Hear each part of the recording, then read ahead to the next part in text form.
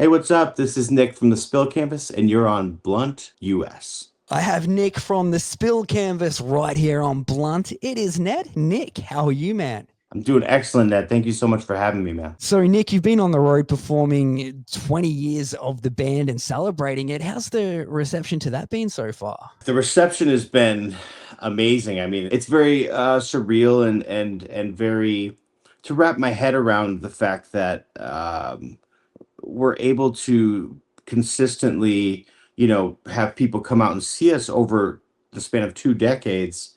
Granted, there is some highs and some lows where, Yeah. attendance is up and down. It still has remained consistent in the way of the incredible fans that we continue to that continue to support us. And hopefully, I would like to think, and I see this every tour, we make new fans all along the way, because their best friend brought them, maybe their husband or their wife brought them, and Yeah. they have only maybe listened briefly or haven't even heard us at all, and they'll come up and say like, you made a new fan tonight. Like, just it's incredible. It's such an amazing feeling, to have the music connect with anyone, in a way that they can relate to it and become an actual fan of it, and own it, on their own. It's their music as well, not just ours. Yeah, I love that. That reminds me of a saying that one of my buddies said to me at one stage was your favorite band might be out there, you just haven't heard them yet. And hearing you Absolutely. saying that just reminds me of Oh that, yeah. man. And you played Vans Warped Tour as well, right? We did. We played Warp Tour. We did partial chunks of it in 2005 and then 2006, and then we did actually had the massive honor of getting to do the whole thing in 2007, which was Oh, just it was definitely one of the best summers of my life and our life for sure. Loads of memories. It was such an amazing time to be playing music, such amazing artists on that lineup. It was a lot of fun. yeah, that's amazing right there. And you guys, of course, heading back out on the road August, September, October. What's the vibe in the camp heading into that? Oh, so very excited. We have, it's this year we're celebrating 20 years of our second Yeah. record, One Fell Swoop, and it's an entire tour. Kind of, we have a few Midwest August dates that are also in line of that. But then we have this big co-headline with this band May, and they're doing the 20-year anniversary of their record called The Everglow as well. So it's this double album play, double header of celebrating 20 years, collectively, both of our respective bands. And I mean, it's such a trip. It's so cool. Yeah. I'm very excited to get to do this, and just honored that it has stuck with people this long. And we get, like that's a crazy. That's so. I feel very fortunate. I could speak for all of us when I say that too.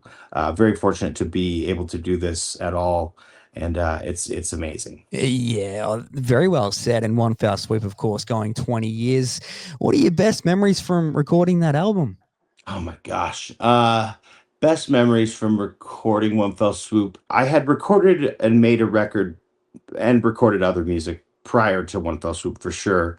But there was one earlier Spill Canvas album that was really just me and some friends that came in to play music, and they were really just demos, but they ended up I just put it out as a record. But I didn't really quite know how to sing, like what my actual literal voice would sound like when I Mm, wanted to sing the way I wanted to in a rock band that I wanted to, in the Spill Canvas rock band version I was trying to get to. And I really I mean, quite literally found my voice in that recording yeah. session of making One Fell Swoop. And it was honestly the first time I was in a real legitimate, like, professional studio setting. So all of the gear was new to me, all of the workflow of the day. And like, we worked with an amazing producer, engineer, and mixing person, Ed Rose. He was incredible.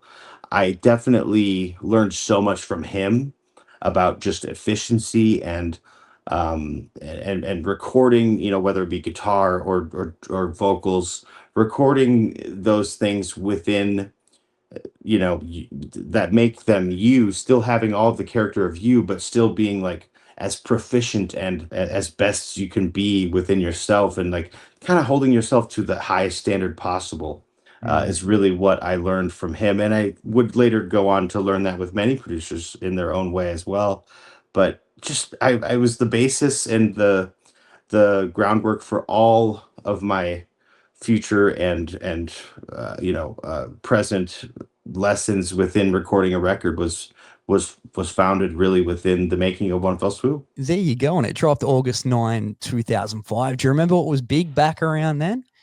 Yeah, I mean, like I remember what was big back around then. What I considered really big, what that was happening was like Um, there was a band from Seattle called Gatsby's American Dream that was really popping up. There's a band, this band Say Anything, who I still love today. They were kind Yeah. of beginning. I had was very inspired by the lyrics of Max from Say Anything. Actually, while I was recording this record, One Fell Swoop, I want to say yeah, I'm pretty positive Fall Out Boy had been already going for a bit at that point, or had just started with the first record. I think it was just really exciting time for us and just for the scene. I can't recall anything else that was really happening at Man, that time. that's a very off-key question, and, like, you had absolutely no I didn't tell you about this beforehand, and you've just dropped a Yeah. bunch of things. I had to research.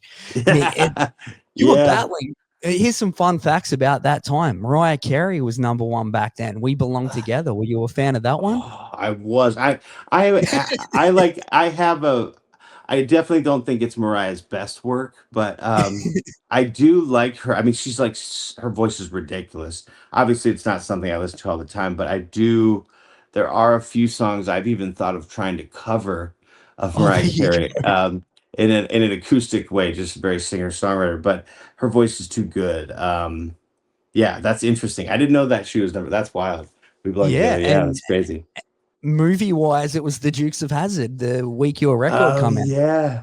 With yeah, the reboot with Jessica Simpson, I Yes, believe sir. was, and yeah, that's crazy. Wow, that's wild. One other fun fact about August 9, 2005, skinny jeans and straw bags apparently were a big thing. Oh Did yeah, you dude. did you rep those? I did. I mean, I definitely had the skinny jeans. I mean, I still am wearing pretty skinny jeans for sure. I have not caught up to the cyclical thing where it's now it's back to baggy, or in the jeans anyway. I'm just more comfortable in the skinnier jeans, but yeah, that's wild, man. I definitely, to think back to that time frame too. I was just a kid, but I Yeah, also was still learning how, what I would later become, as like a grown adult man. And it's wild. It's very crazy. I feel very fortunate to have the ability to even still do it today. It's just crazy how long ago that yeah. was. That is amazing right there, and hats off to you. I've dressed the same for the previous 20 years, so, Yeah, don't man. change. Hopefully, it swings back around. Yeah, yeah. I'm just waiting for the cyclical thing. I'm just gonna stay like this. Yeah. We'll just stay in all black, and I'll just keep it that way for Yeah, forever. just keep it that way forever. I Yeah, love yeah. it. Well, You know. well, man, your songs is sort of deeply emotional storytelling type vibe. Do you feel your relationship with those has sort of evolved throughout the time you've been touring and playing and whatnot? Absolutely. I think that, yeah, it's a great question. I think, I definitely started this project with, when I was graduating high school. I was very interested in, maybe becoming a short story writer, like Yeah, cool. fiction, but like short stories. And I really just love writing and storytelling at its core. But music it just kind of took over and was even more of an obsession and love. And so I kind of got to, I feel as though I embodied the role of a songwriter and lead singer kind of perfectly within my interest, because I love writing it and I love storytelling. And I got to play the music, and interweave that storytelling into the lyrics. And so it started off with, a song like this song, The Tide, which is like on our first record. And Yeah. it's this story song. It has nothing to do with me, but which is very interesting because I will look back now 5 years after that song came out, or a song like Self Conclusion, which is also on One Fell Swoop, and that's another story song about these two individuals. And I'm not speaking from my own point of view, or so I thought, but looking back now, it is very interesting. I believe that I could fit into the role of a lot of these characters within the songs that are specifically story based Mm. in that way. And I embody them in a lot of ways. And so that's such a trip. I definitely think that today I haven't really written another story song since Self Conclusion, which was on One Fell Swoop. Albeit, they are stories, but they're more expressions, a little more abstract. They're not exactly stories. I think that I'm probably far away from the storytelling formula within the lyrics. I don't know that I would ever go back there just because I That's interesting. continue to have stuff to say, and so regarding feelings and other things like that. So, but I love that it's a part of our lexicon. You know. Yeah, well, with that being said, Nick, how have the spill canvas and the audience sort of for the spill canvas evolved since you first started? Sure. I mean, yeah, the audience has definitely grown with us. I mean, it's just it's not even like an assumption. They definitely have, because we have this incredible thing that will happen especially over the last 5 years.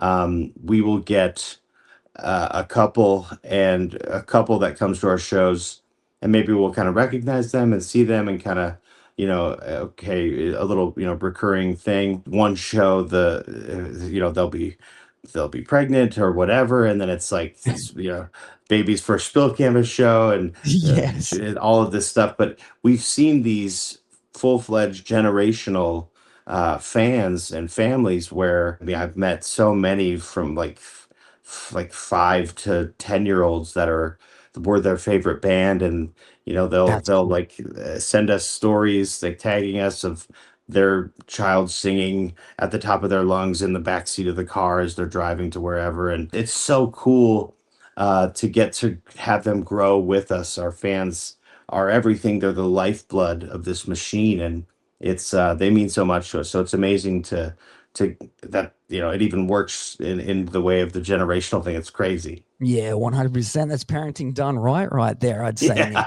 Yeah, yeah. I love hearing that. And it brings me to the question, how do you sort of balance keeping your longtime fans happy while still pushing forward creatively? It's a great question. The balance, oh man, the balance is tough. The balance Mm. between longtime fans and keeping them happy and writing new music is just kind of almost an age old thing. Yeah, it really It's is. been happening forever to all these artists that have done paved the way before us. And even as a fan of music as well myself, some of my all-time favorite bands and artists were during I found and listened to their new records during times in my life that were so whatever, insert whatever emotion into that. And so you Yeah. you you build a life around that record and that sound of that band at that time, and how it relates to you, and you connect with it in your own special way, which is like the best part of music. But as you get older, like myself personally, I have maybe not liked some of my favorite bands' new stuff as much as their old stuff, and I fully feel that from a fan's point of view, from my point of view as a creator and artist in that way. I think that you definitely want to be cognizant and mindful of the fact that you have fans that will like a specific thing that you do or can do.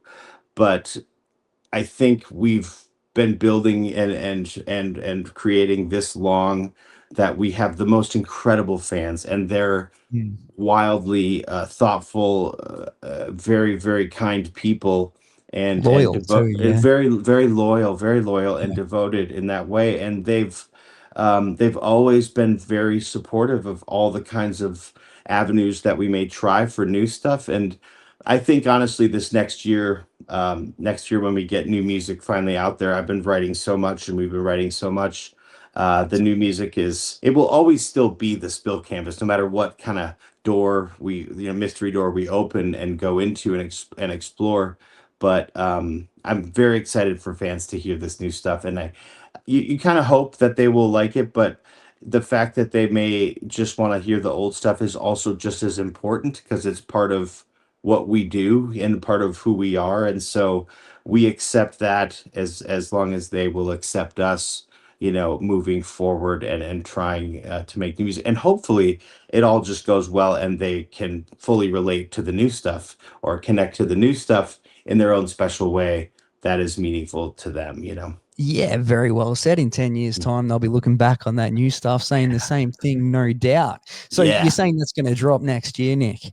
Yeah, but definitely next year. There's a lot of great things on the horizon tour wise. So we weren't able to get into the studio when we were maybe hoping earlier this year, but um, just gives more time to continue writing and making some incredible stuff to bring into the studio. Could not wait, or could not tell you how excited I am. I cannot wait to get in there and finally be able to share some of this stuff.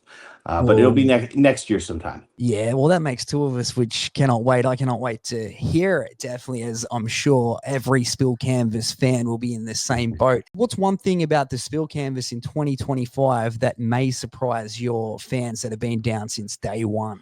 Oh boy, I don't know. It's tough because I'm such an open book. I'm an open book on Yeah, stage. I talk very openly about my own mental health struggles and diagnoses, and I try to be an advocate in that way to destigmatize these things.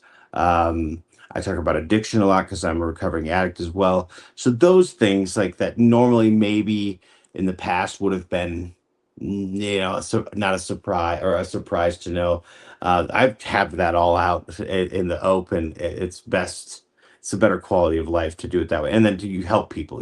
I honestly, I mean, I would like to think that they would know us by now, but we're way more nerdy, just nerd, like just dorky and nerdy than maybe they thought. Like we're just, I don't know even what would constitute that entirely. I feel like if I'd noted one thing, it wouldn't really, the context doesn't really, it's not one thing in particular. There's just like I just turned 41, which is wild. I just yeah, turned 41 in May, and I love, I mean, I'm a huge movie fan and cinema and TV and film and all this stuff, and telling stories in that way. But I like still love American Dad and Rick and Morty. Like I love yeah, cartoons so much, and I have to fall asleep to cartoons in 2025 just the same as I did in 2000 like 10. What they would find surprising is that we maybe just have no intention of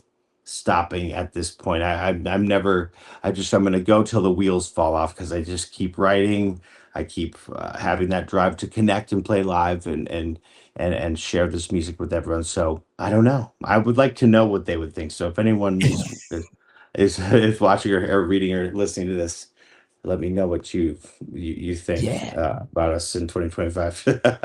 All right. Well, you kind of caught me off guard with that answer right there, Nick. I've got to say, man. So, before I let you go, can I grab a recommendation from you? It can be a movie. You were saying you're a big fan of movies. It can be a cartoon. Yes, It can be yeah, downtime activity. Whatever, man. man. I've watched so many movies. I really loved the new Paul Rudd movie. One of them, The Death of a Unicorn with Jenny Ortega. That was super I haven't fun. seen that yet. It was Yeah. super cool. It was a kind of this fantasy, but it's just done really well. It's done very well. I would suggest one of my favorite artists of all time, two of them actually. An artist called Bon Iver. He just put out a new album, or Bon Iver, however you want to say it. He put out a new album. He's my favorite of all time. And then my new favorite over the last 5 years is an artist. His name is also Nick. His project is called Medium Build. They are unbelievably incredible. He's been having a moment and really popping off over the last few years. And I do love this hip hop artist, Joyner Lucas, and his record is coming out soon. I love everything as far as music, and just I love it all. So he's amazing. And so I would suggest I'm checking that out. But Yeah, I think that's maybe it. Yeah, awesome. Well, thank you so much for taking time out. Super appreciate it, Nick. Absolutely. Thank you so much. I appreciate it, Ned. There's a whole bunch of dates coming up later in the year. Hit up the spillcanvas.net.